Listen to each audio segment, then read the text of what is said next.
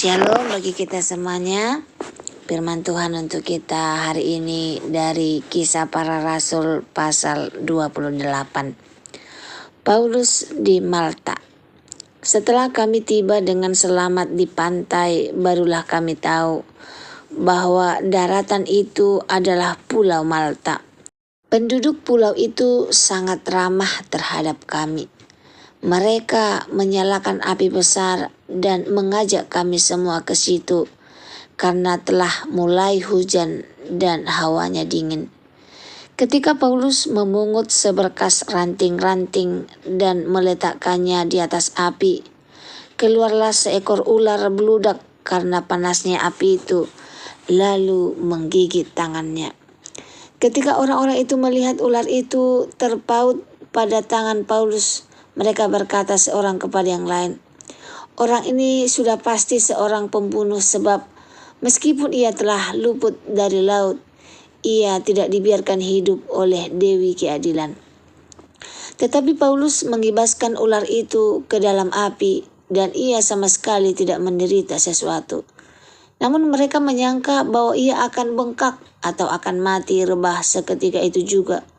Tetapi sesudah lama menanti-nanti mereka melihat bahwa tidak ada apa-apa yang terjadi padanya. Maka sebaliknya mereka berpendapat bahwa ia seorang dewa. Tidak jauh dari tempat itu ada tanah milik gubernur pulau itu. Gubernur itu namanya Publius. Ia menyambut kami dan menjamu kami dengan ramahnya selama 3 hari. Ketika itu ayah Publius terbaring karena sakit demam dan disentri. Paulus masuk ke kamarnya. Ia berdoa serta menumpangkan tangan ke atasnya dan menyembuhkan dia. Sesudah peristiwa itu datanglah juga orang-orang sakit lain dari pulau itu dan mereka pun disembuhkan juga.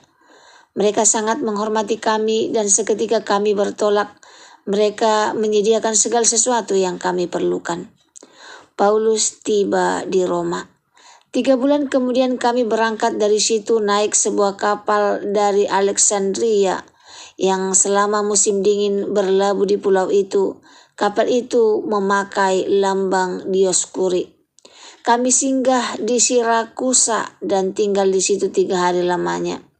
Dari situ kami menyusur pantai lalu sampai ke Regium. Sehari kemudian bertiuplah angin selatan dan pada hari kedua sampailah kami di Puteoli. Di situ kami berjumpa dengan anggota-anggota jemaat dan atas undangan mereka kami tinggal 7 hari bersama-sama mereka. Sesudah itu kami berangkat ke Roma. Saudara-saudara yang di sana telah mendengar tentang hal ikhwal kami dan mereka datang menjumpai kami sampai ke Forum Appius dan Tres Taberne. Ketika Paulus melihat mereka, ia mengucap syukur kepada Allah lalu kuatkanlah hatinya. Setelah kami tiba di Roma, Paulus diperbolehkan tinggal dalam rumah sendiri bersama-sama seorang prajurit yang mengawalnya. Pembicaraan dengan orang Yahudi di Roma. 3 hari kemudian Paulus memanggil orang-orang terkemuka bangsa Yahudi dan setelah mereka berkumpul Paulus berkata, "Saudara-saudara, meskipun aku tidak berbuat kesalahan terhadap bangsa kita atau terhadap adat istiadat nenek moyang kita, namun aku ditangkap di Yerusalem dan diserahkan kepada orang-orang Roma. Setelah aku diperiksa, mereka bermaksud melepaskan aku, karena tidak terdapat suatu kesalahan pun padaku yang setimpal dengan hukuman mati. Akan tetapi orang-orang Yahudi menantangnya dan karena itu terpaksalah aku naik banding kepada Kaisar. Tetapi bukan dengan maksud untuk mengadukan bangsaku. Itulah sebabnya aku meminta supaya aku melihat kamu dan berbicara dengan kamu.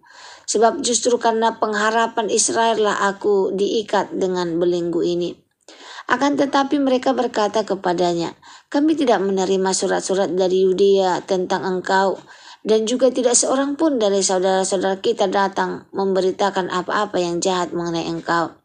Tetapi kami ingin mendengar dari engkau bagaimana pikiranmu sebab tentang Masjab ini kami tahu bahwa di mana-mana pun ia mendapat perlawanan. Lalu mereka menentukan suatu hari untuk Paulus. Pada hari yang ditentukan itu datanglah mereka dalam jumlah besar ke tempat tumpangannya.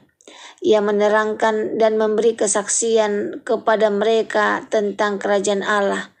Dan berdasarkan hukum Musa dan kitab para nabi, ia berusaha meyakinkan mereka tentang Yesus. Hal itu berlangsung dari pagi sampai sore. Ada yang dapat diyakinkan oleh perkataannya, ada yang tetap tidak percaya. Maka bubarlah pertemuan itu dengan tidak ada kesesuaian di antara mereka. Tetapi Paulus masih mengatakan perkataan yang satu ini. Tepatlah firman yang disampaikan Roh Kudus kepada nenek moyang kita dengan perantaraan Nabi Yesaya. Pergilah kepada bangsa ini dan katakanlah, kamu akan mendengar dan mendengar namun tidak mengerti. Kamu akan melihat dan melihat namun tidak menganggap. Sebab hati bangsa ini telah menebal dan telinganya berat mendengar dan matanya melekat tertutup. Supaya jangan mereka melihat dengan matanya dan mendengar dengan telinganya dan mengerti dengan hatinya, lalu berbalik sehingga aku menyembuhkan mereka. Sebab itu kamu harus tahu bahwa keselamatan yang daripada Allah ini disampaikan kepada bangsa-bangsa lain dan mereka akan mendengarnya. Dan setelah Paulus berkata demikian, pergilah orang-orang Yahudi itu dengan banyak perbedaan paham antara mereka. Paulus memberitakan kerajaan Allah di Roma. Dan Paulus tinggal 2 tahun penuh di rumah yang disewanya sendiri itu. Ia menerima semua orang yang datang kepadanya. Dengan terus terang dan tanpa rintangan apa-apa, ia memberitakan kerajaan Allah dan mengajar tentang Tuhan Yesus Kristus. Shalom bagi kita semuanya. Firman Tuhan untuk kita hari ini dari Kisah Para Rasul pasal 28. Saudaraku, perjalanan hidup kita sering seperti perjalanan Paulus menuju Roma. Banyak badai, banyak singgah, banyak kejutan, dan kadang yang terjadi tidak sesuai rencana. Tetapi Kisah Para Rasul 28 mengajarkan satu hal penting. Jika Tuhan menetapkan tujuan kita, maka tidak ada badai, ular, sakit maupun manusia yang bisa membatalkannya. Hari ini kita akan melihat bagaimana Tuhan tetap bekerja dalam proses yang panjang dan berat. Ayat 1 dan 2, Tuhan menyediakan kebaikannya di tempat yang tak disangka. Pulau Malta bukan tujuan Paulus, itu pemberhentian darurat. Tetapi justru di sana Paulus dan para rombongan disambut dengan keramahan, diberi api untuk menghangatkan diri. Pelajarannya buat kita, kadang Tuhan mengirimkan pertolongan dari arah yang tidak kita pikirkan. Ketika kita merasa tersesat atau terdampar, Tuhan tetap menyertakan orang-orang baik untuk menopang kita.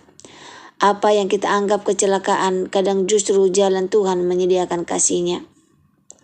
Ayat 3-6, godaan dan serangan tidak menghentikan rencana Allah. Ketika Paulus membantu mengumpulkan ranting, seekor ular beludak menggigit tangannya.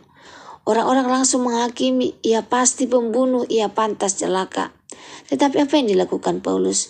Ia mengibaskan ular itu ke dalam api, tidak panik, tidak drama, tidak mengeluh, tidak marah. Serangan iblis, fitnah manusia, dan kesulitan mendadak tidak akan mematikan rencana Tuhan bagi hidupmu. Yang perlu kita lakukan adalah kibaskan dan lanjutkan. Jangan simpan racun di hati, jangan biarkan ujaran orang meracuni hari-harimu. Jika Tuhan yang menetapkan tujuanmu, maka racun pun tidak bisa menghentikanmu. Ayat 7-10, percobaanmu dipakai Tuhan untuk membuka pintu pelayanan. Karena mujizat ular itu, Paulus diundang ke rumah gubernur Publius, lalu diminta mendoakan ayah Publius yang sedang sakit. Ia sembuh dan seluruh pulau datang untuk disembuhkan. Perhatikan alurnya, badai terdampar, ular dijilat, diundang, disembuhkan, pulau diberkati. Pelajarannya buat kita, Tuhan memakai luka dalam prosesmu untuk membawa kesembuhan bagi orang lain. Penderitaan Paulus menjadi akses untuk pelayanan yang lebih besar.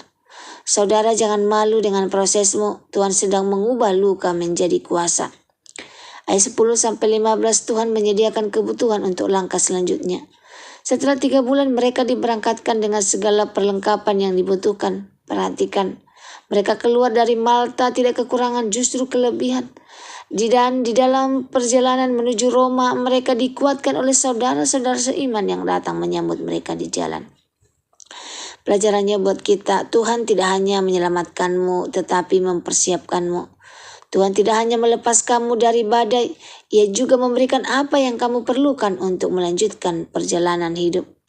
Di tengah batatan firman tetap berbuah. Ayat 23-31, Paulus mencapai Roma bukan sebagai orang bebas, tapi sebagai tahanan rumah. Tapi statusnya tidak menghentikan pekerjaannya. Ia mengajar dari pagi sampai malam. Orang datang kepadanya dan selama 2 tahun firman Tuhan disebarkan tanpa rintangan. Pelajarannya buat kita, kadang Tuhan tidak menghilangkan belenggu kita, tetapi Ia memberi kuasa untuk melayani di balik belenggu itu. Paulus tidak menunggu bebas untuk melayani. Ia melayani di keadaan yang ada. Jangan tunggu keadaan sempurna. Tuhan bisa memakai kita di tengah kekurangan kita. Penutup dari firman Tuhan untuk kita hari ini, Kisah Para Rasul 28 sebenarnya belum kisah yang selesai. Kitab ini berakhir terbuka karena pekerjaan Tuhan belum selesai. Dan lewat kita Tuhan masih melanjutkannya. Apa yang bisa kita pegang hari ini? Tuhan sediakan kebaikan di tempat tak terduga. Serangan tidak membatalkan rencana Tuhan. Proses yang berat membuka pintu pelayanan. Tuhan sediakan semua yang kita perlu untuk langkah berikutnya. Di tengah keterbatasan, firman tetap berbuah. Saudara, bila hari ini Anda merasa sedang di Malta, di tempat yang Anda tidak rencanakan, situasi yang tidak Anda pilih, ingatlah, Tuhan tidak salah menempatkan Anda. Ia sedang menyusun sesuatu yang lebih besar. Dan apa yang terjadi pada Paulus bisa terjadi pada Anda. Tuhan yang memulai dan akan menyelesaikannya. Semoga firman Tuhan hari ini menjadi berkat bagi kita. Terima kasih, Tuhan Yesus memberkati. Shalom.